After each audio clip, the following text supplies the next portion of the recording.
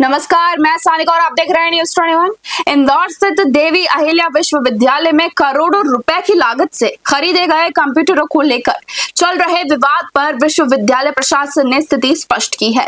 विश्वविद्यालय द्वारा 2023 से 2024 में करीब 11 करोड़ रुपए की लागत से विभिन्न विभागों में लगभग 1100 से 1200 डेस्कटॉप कंप्यूटर लगाए गए थे, जो खरीद के बाद से ही सवालों के घेरे में थे।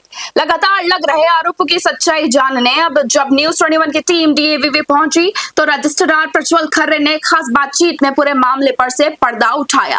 उन्होंने फर्जी शिकायतों का खुलासा करते हुए खरीद प्रक्रिया से जुड़े सभी पहलुओं पर विस्तार से जानकारी दी। इंदौर से देखें स्पेशल रिपोर्ट।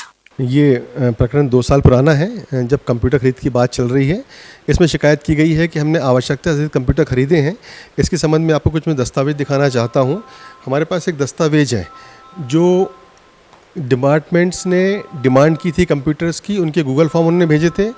सारे डिपार्टमेंट्स ने 1250 कंप्यूटर की डिमांड की थी और उससे कम ही संख्या में कंप्यूटर खरीदे गए हैं। फिर यहाँ कमेटी ने उसको कुछ कम करके कंप्यूटर खरीदे हैं। विश्वविद्यालय में लगभग 15,000 स्टूडेंट्स हैं। उसके हिसाब से इस विश्वविद्यालय में 5:1 के रेशियो के हिसाब से मिनिमम 3,000 कंप्यूटर्स की आवश्यकता है। इतनी संख्या में कंप्यूटर तो आज भी उपलब्ध नहीं है।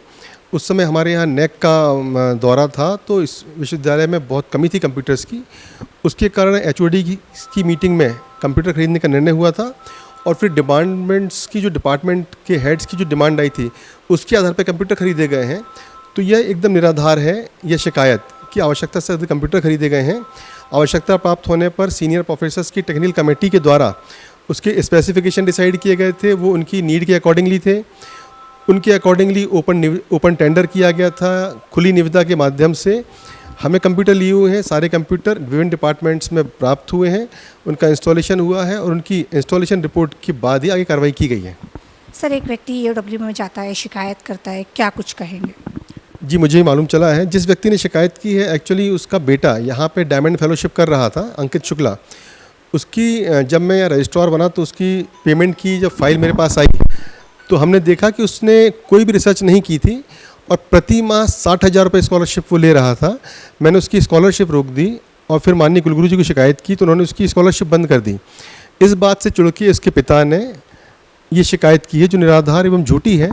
हमने इसका जवाब दे दिया है और बहुत जल्दी इसमें एकदम फैक्ट सामने आ जाएंगे। इस तरीके के लोग जब आरोप लगाते हैं तो विश्वविद्यालय का मामला है, छात्रों का मामला है, विश्वविद्यालय वैसे ही एक सच्चाई के लिए जाने जाते हैं, तो क्या सर आप भी कुछ कानूनी कार्रवाई करेंगे?